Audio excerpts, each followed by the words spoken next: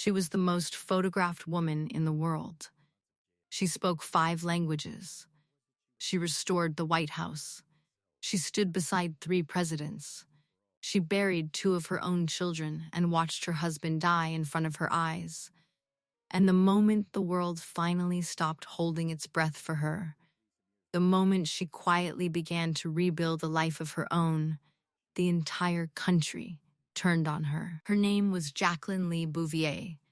The world knew her as Jackie Kennedy.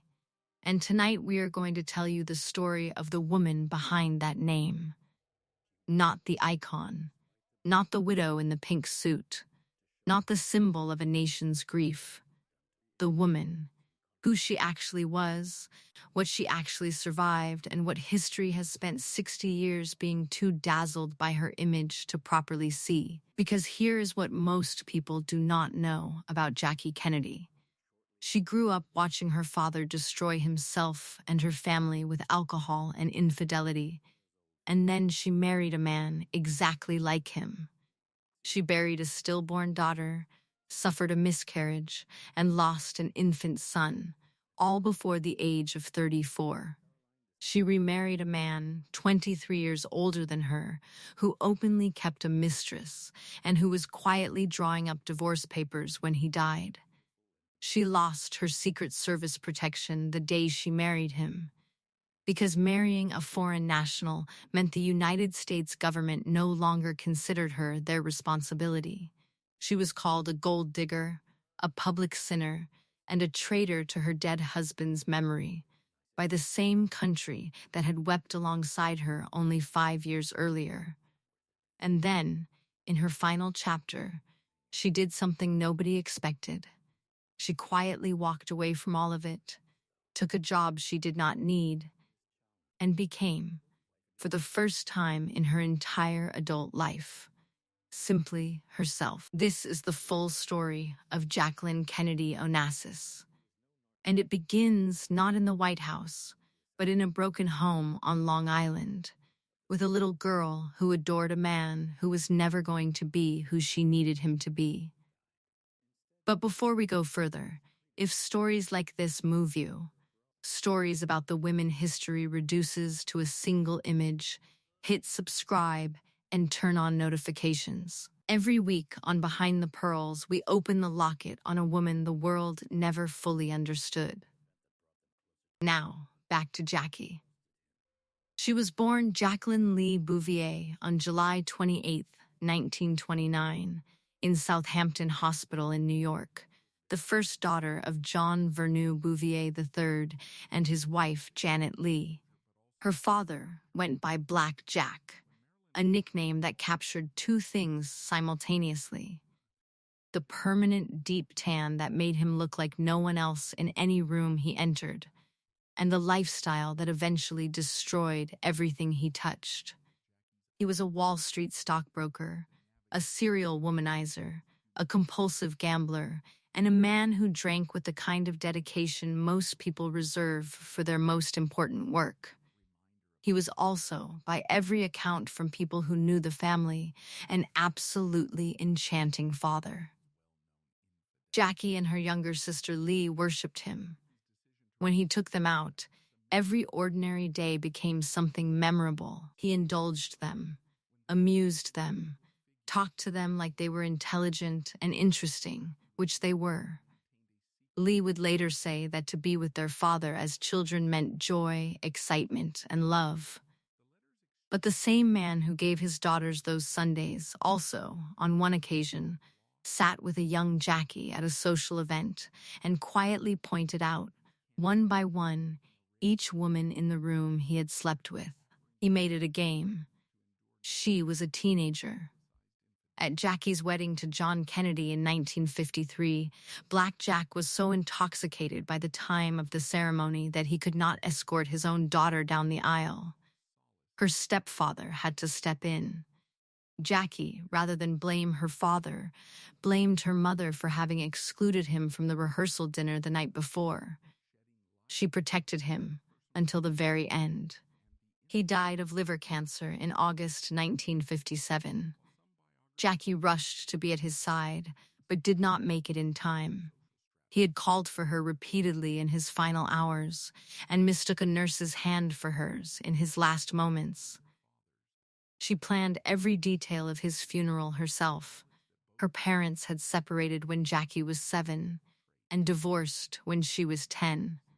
It was a shattering period, made worse by the relentless press coverage of her father's infidelities and her parents' mutual bitterness.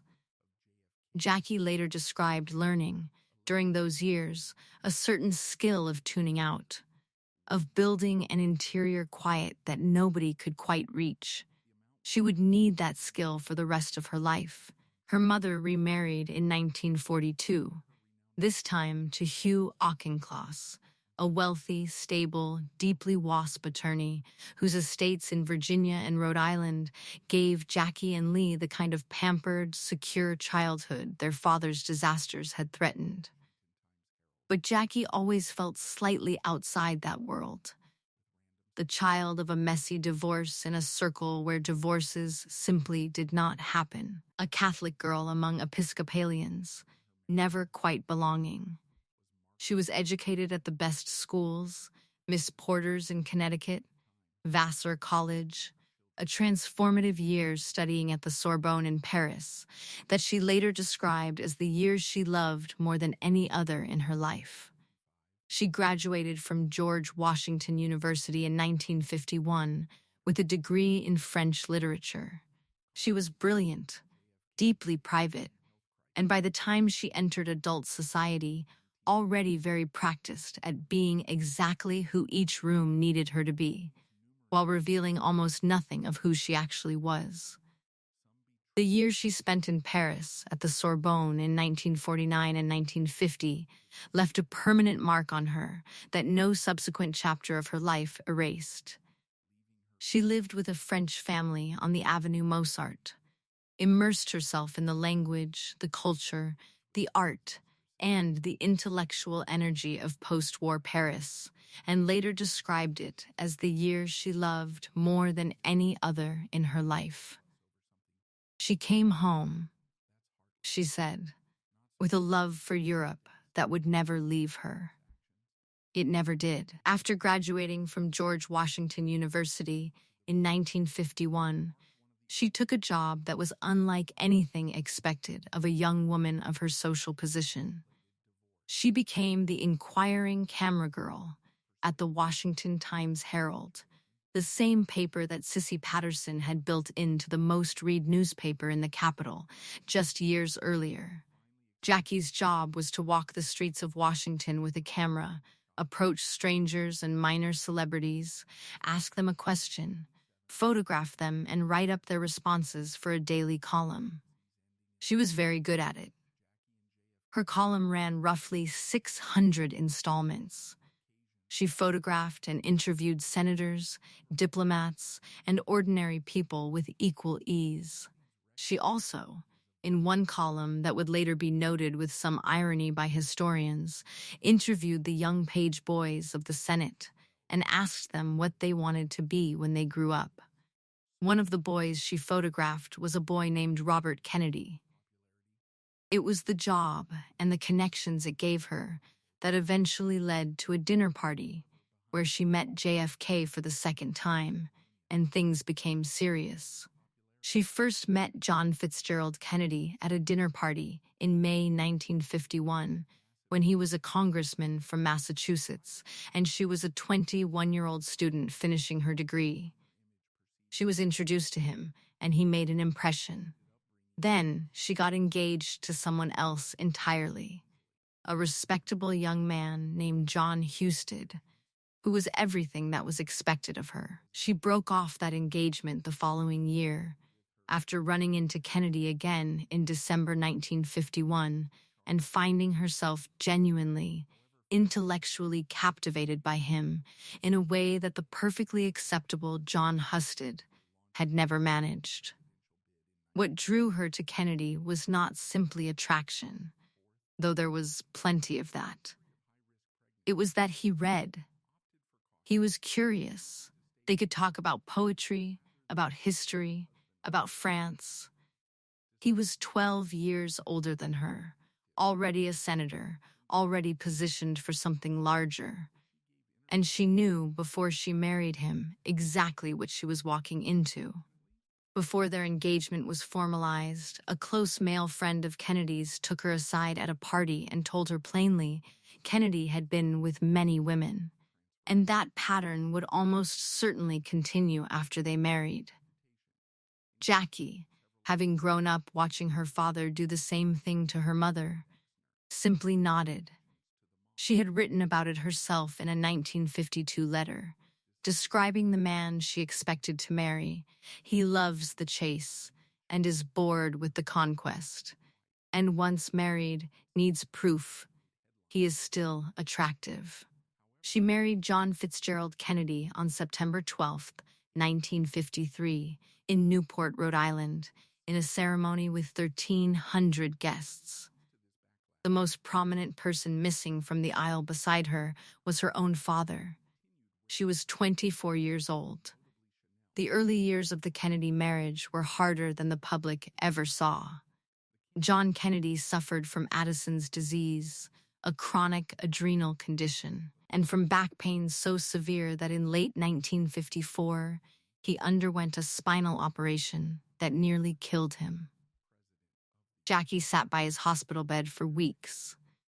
It was Robert Kennedy, his brother, who stayed with her during her own hospital stays. It was Bobby, not her husband, who was present when she suffered a miscarriage in 1955. In August 1956, she gave birth to a stillborn daughter. The baby had been planned to be named Arabella. Kennedy was not at the hospital. He was on a yacht in the Mediterranean with friends and a mistress, and when word reached him that his wife had given birth to a dead child, he did not immediately come home. By his own account, it had already happened. There was nothing to be done. It was Bobby Kennedy, again, who flew to the hospital. It was Bobby who made the arrangements for the burial. It was Bobby who sat with Jackie in the hospital room while she processed the loss alone. Jackie was devastated, and she was furious. She came very close in the weeks that followed to ending the marriage. She had money of her own from her stepfather's settlements and from her father's estate. She had options that most women of her era did not have. Several people close to her have said in various published accounts that she was genuinely, seriously considering divorce in late 1956. She did not leave, whether it was genuine feeling for Kennedy or the calculation of a woman who had grown up watching her mother's social world collapse when a marriage failed, or simply the recognition that divorce from a rising political star would make both of them radioactive in the circles they moved in. No one outside her own private thoughts ever fully knew. But she stayed. Caroline was born in 1957, John Jr. in 1960. The family moved into the White House in January 1961. And what Jackie did there, in the roughly 3 years she had, was genuinely extraordinary. She transformed the White House from a building that had become, by most accounts, a pleasantly decorated government residence into a living museum of American history and culture.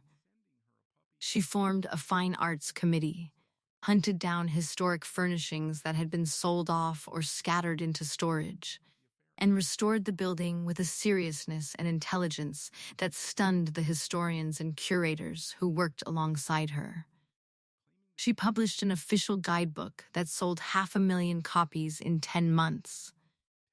She hosted Pablo Casals, the cellist who had refused to perform in any country that recognized Franco's Spain, at the White House, in a gesture that told the world exactly what kind of cultural vision this administration had. She hosted Nobel Prize laureates at dinner. She worked quietly to save the historic buildings of Lafayette Square from demolition. She gave a televised tour of the restored White House that drew 80 million viewers. the largest television audience in American history at that point. JFK himself once captured what she meant to the way the world saw his presidency in a single offhand remark, delivered with a grin at a state dinner in Paris.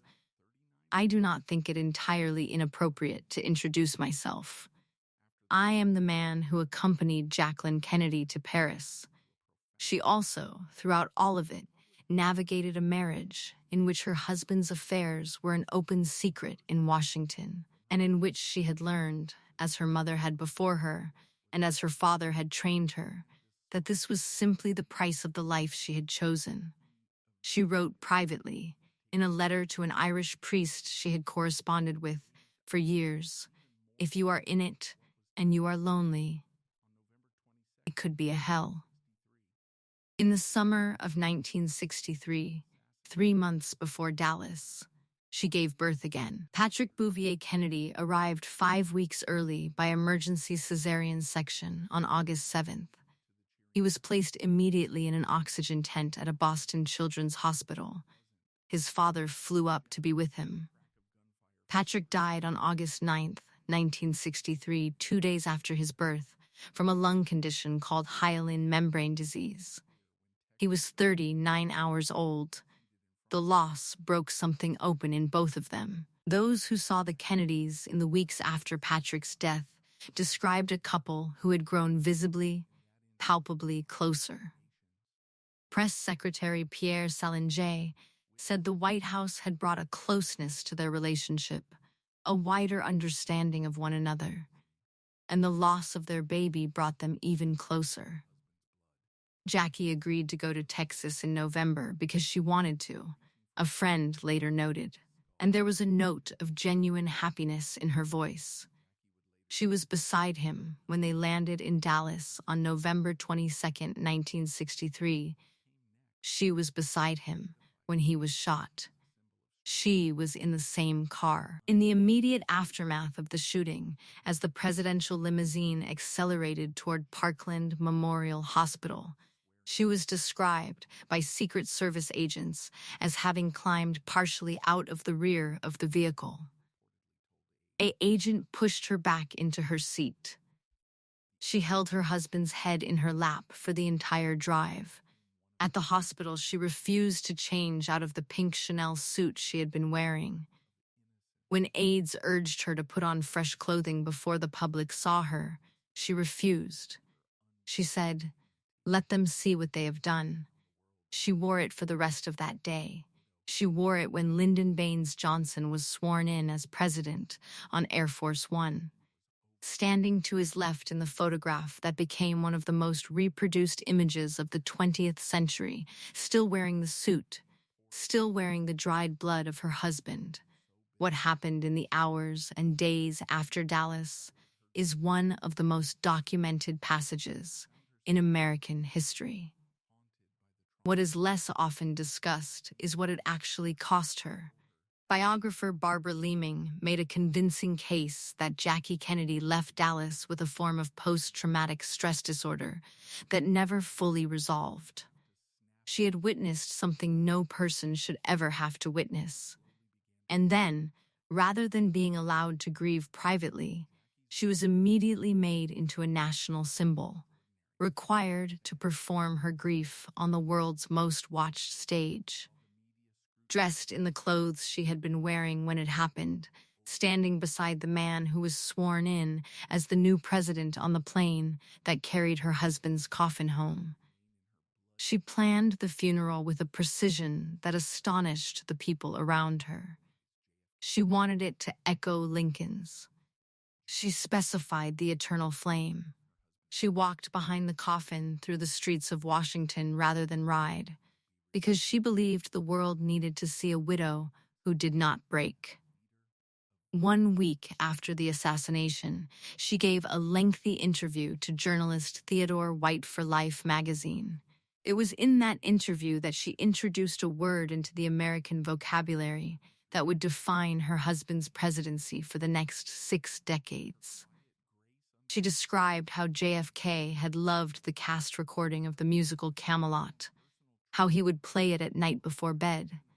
and how he particularly loved the final lines about how once there was a spot for one brief, shining moment that was known as Camelot. She told White, "There will be great presidents again, but there will never be another Camelot." It was deliberate, it was controlled, and it worked completely. Jackie Kennedy, in a single interview conducted while she was still in shock, constructed the mythology of her husband's presidency so effectively that it has never been fully dismantled. Even historians who are skeptical of the Camelot legend have to acknowledge that no single act of image management in modern American political history has been more successful.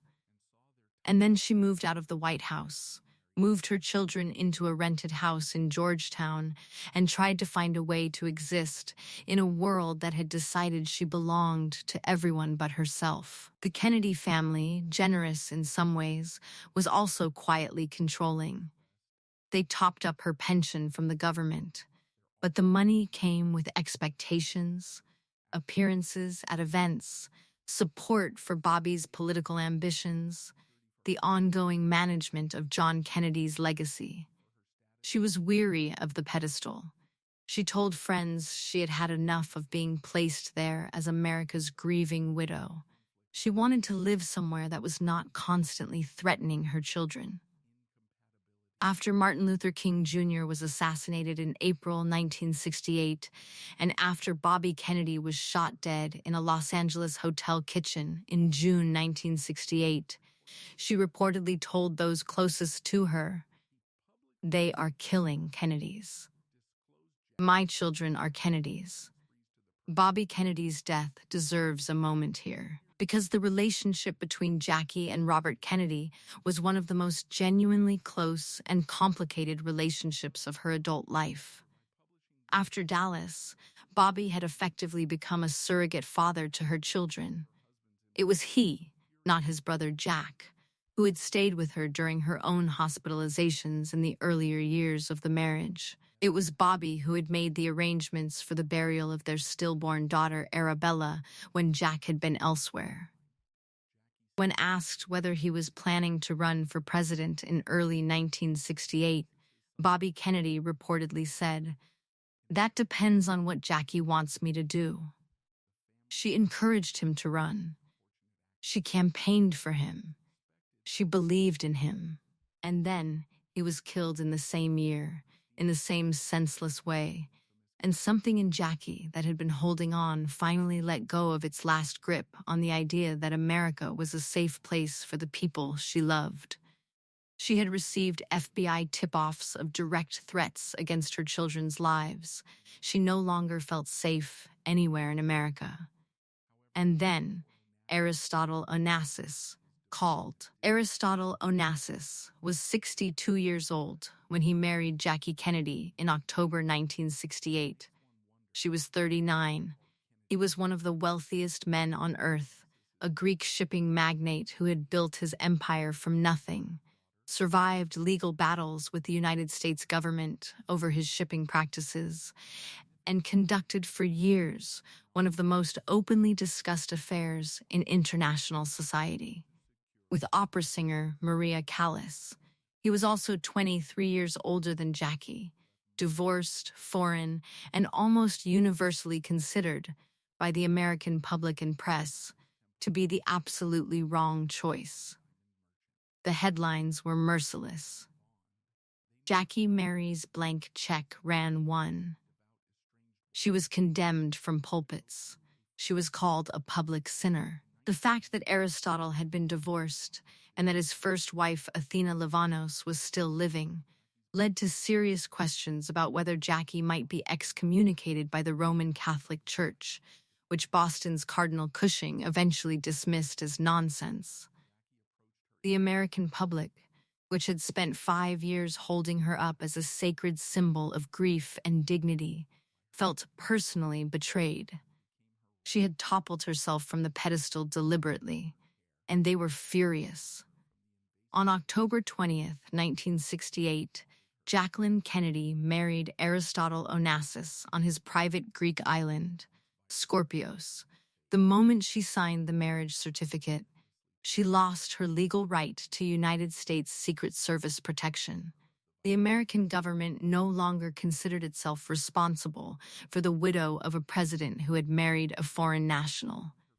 She was on her own. The marriage was, by almost every account, not a love match in the conventional sense.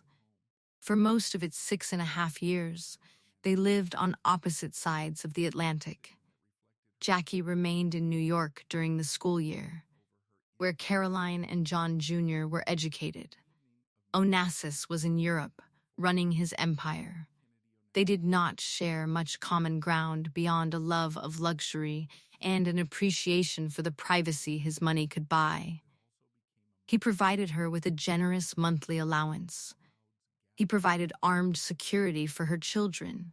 He provided distance from the fishbowl of American political life that had been her entire existence for a decade. What he did not provide was fidelity. He continued his relationship with Maria Callas during the marriage and made little attempt to conceal it. Callas herself, in private, reportedly referred to Jackie as that woman and refused to discuss the marriage publicly, a restraint that most who knew her understood as barely suppressed grief over the man she had genuinely loved for years. The prenuptial agreement Jackie had negotiated before the wedding was, by multiple accounts, extraordinarily detailed. It specified the exact amount she would receive annually during the marriage, the provisions for her children, and the financial terms of any potential divorce. She had learned enough by her mid-30s to get the terms in writing before she signed anything. Onassis's daughter Christina, who had called Jackie the gold digger from the moment her father began pursuing her, despised her stepmother throughout the marriage and made that contempt openly visible. By 1974, the marriage had deteriorated to the point that Onassis was reportedly consulting lawyers about how to limit what Jackie would inherit in the event of his death, and taking steps toward a formal divorce. His behavior toward her in the final years had become, by multiple accounts from people in their circle, genuinely cruel. A friend of both of them, Reynaldo Herrera, later said, "He was horrid to all his women in the end. He was ill, he was aging, and the cruelty came from a place of deep frustration and loss of control that he had no other way to express." He died in March 1975, before either process was complete. Jackie's public statement was carefully, precisely worded. Aristotle Onassis rescued me at a moment when my life was engulfed with shadows. We lived through many beautiful experiences together, for which I will be eternally grateful. Word leaked almost immediately afterward that he had been planning to divorce her. The bulk of his estate went to his daughter Christina. Jackie received between $20 and $26 million after a legal settlement. She was 45 years old, twice widowed, and she had spent her entire adult life belonging to other people's stories. That was about to change. What Jackie Kennedy did next surprised almost everyone who thought they knew her. She took a job, not as a figurehead, not as a patron, a real job, as a consulting editor at Viking Press in New York. And then from 1978 onward as an associate and senior editor at Doubleday, where she worked full days, had an office, attended meetings, went to lunch with authors, and edited books with genuine intellectual engagement until the very last year of her life. She was one of the wealthiest women in America. She had no financial need to work.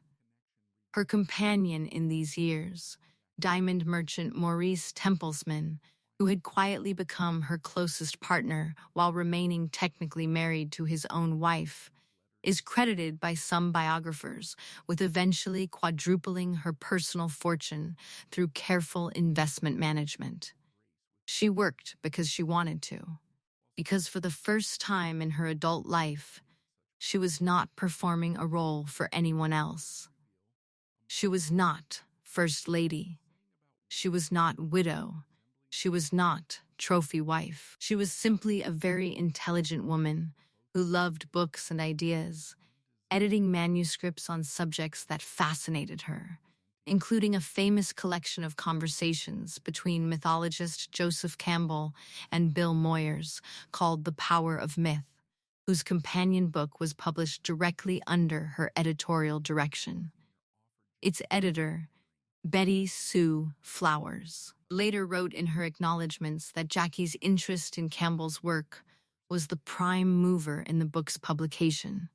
She also championed books on dance, on Egyptian archaeology, on Russian culture, on Native American history.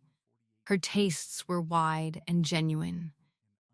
Authors who worked with her described an editor who read manuscripts carefully, asked intelligent questions, and was never late to a meeting.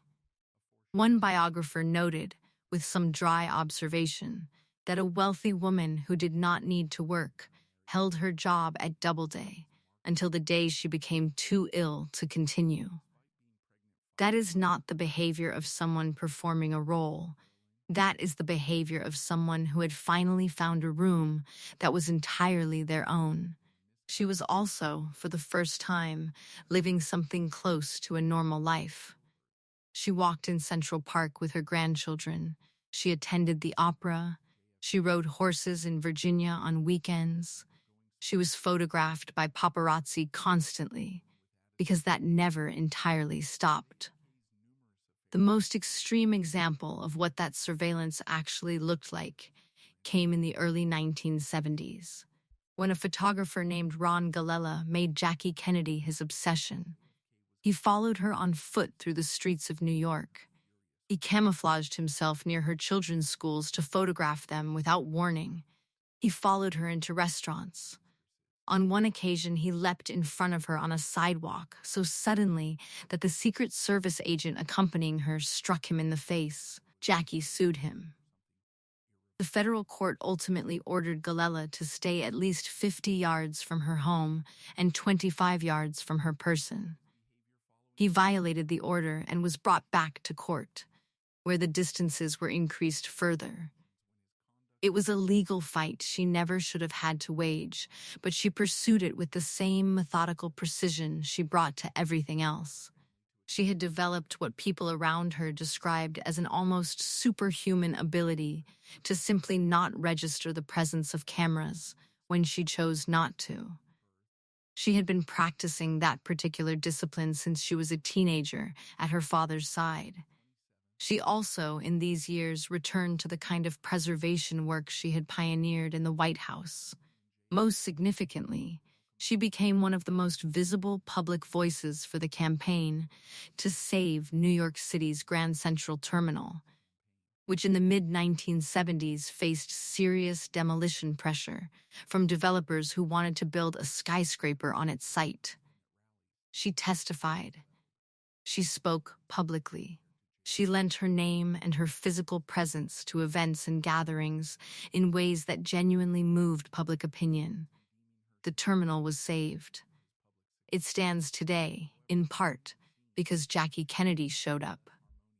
In November 1993, she was thrown from a horse during a fox hunt in Middleburg, Virginia. A swollen lymph node was discovered during the subsequent examination. By December, there were more symptoms. In January 1994, she was diagnosed with non-Hodgkin's lymphoma. She announced the diagnosis publicly, saying the initial prognosis was good. She continued going into the Doubleday offices. She began chemotherapy. The person who was most consistently beside her during these months was Maurice Templesman, the diamond merchant and financier, who had been her companion since the early 1980s. Templesman was, by the accounts of everyone who knew them together, the steadiest relationship of her adult life. He was intellectually matched with her. He genuinely enjoyed her company, as a person, rather than as a symbol. Under his careful financial guidance, her personal fortune had grown from the roughly 26 million she inherited from Onassis to an estimated $200 million by the time of her death. He was also, technically, still married to his first wife. Jackie did not appear to find this particularly troubling. She had long since stopped expecting the men in her life to arrange their paperwork in ways that would make everything conventional and tidy. What she did expect, by this point in her life, was simply someone who showed up. Templesman showed up. By March 1994, the cancer had spread to her spinal cord, her brain, and her liver. By May, it was declared terminal. She went home from the hospital on May 18, 1994, to her Fifth Avenue apartment, surrounded by her children and her closest friends. Maurice Templesman was there, Caroline was there, John Jr. was there. She died the following evening, May 19, 1994. She was 64 years old. She was buried at Arlington National Cemetery alongside John Fitzgerald Kennedy, as she had requested. Beside them lie two of their children, the stillborn daughter who was to be named Arabella, and Patrick Bouvier Kennedy, who lived 39 hours. She left behind a manuscript of her own writing, with instructions that it not be released for 100 years. She left private notes with her son John, asking him to keep them private. She kept her secrets to the end. History has given us many versions of Jackie Kennedy, the style icon, the grieving widow, the betrayer who married a Greek billionaire, the woman who came back. What history has not always given us is this: a woman who absorbed an almost impossible sequence of losses from childhood onward, and who handled all of it with a composure so complete that the world mistook it for coldness, or for performance, or for vacancy. She grew up watching her father drink himself to death and cheat on her mother with a kind of ostentatious cheerfulness. She married a man who did the same things, because that was the world she knew, and because nobody in 1953 was asking young women from wealthy Catholic families to expect something different. She lost children. She lost her husband in a way no human being should ever be asked to experience. She managed the grief of an entire nation while privately drowning in her own. She was placed on a pedestal so high that the only way to be fully human was to fall off it, which she eventually did, and the world punished her for it. One thing worth understanding about that pedestal is how consciously she had built it herself. The Camelot interview, the funeral she choreographed with military precision, the pink suit she refused to change out of, the eternal flame she specified, the decision to walk behind the coffin through Washington rather than ride in a car. These were not the actions of a woman in shock doing whatever she was told. These were the actions of a woman who understood, even in the worst hours of her life, that she was inside a historical moment, and who decided deliberately to shape how that moment would be remembered. She did it for her children. She did it for her husband's legacy. She did it because she had spent enough time around power to understand that the story told in the first week after a catastrophe is the story that endures. And she was right. She was completely, astonishingly right. The story she told has endured for 60 years. What she could not control was what that story cost her personally. Having built the myth of Camelot, she was then expected to live inside it forever, as its custodian and its embodiment, even as she was privately 40 years old and frightened and trying to raise 2 children alone and find a way to feel safe. And then, In her 50s, she did what very few women of her generation in her position ever managed. She found out who she actually was, when no one was asking her to be anything for them. She was an editor. She was a grandmother. She was a reader. She was, her friends said, genuinely funny, privately irreverent, and deeply curious about everything. She was not the icon. She was a woman, and she was, by the end, finally living like one. Behind the Pearls exists for exactly this reason, because Jackie Kennedy has been reduced, in the popular imagination, to a handful of images. The pillbox hat, the pink suit, the eternal flame, the stoic face. And behind all of those images was a woman who wrote, in a private letter, that if you are in it and you are lonely, it could be a hell. She was in it. She was lonely. And she survived it in ways that deserve far more than a photograph. If this story moved you, if you believe that Jackie Kennedy deserved to be seen as a full human being and not just an icon, subscribe to Behind the Pearls and share this video with someone who remembers her. The next pearl is already waiting, and her story is just as extraordinary. I will see you there.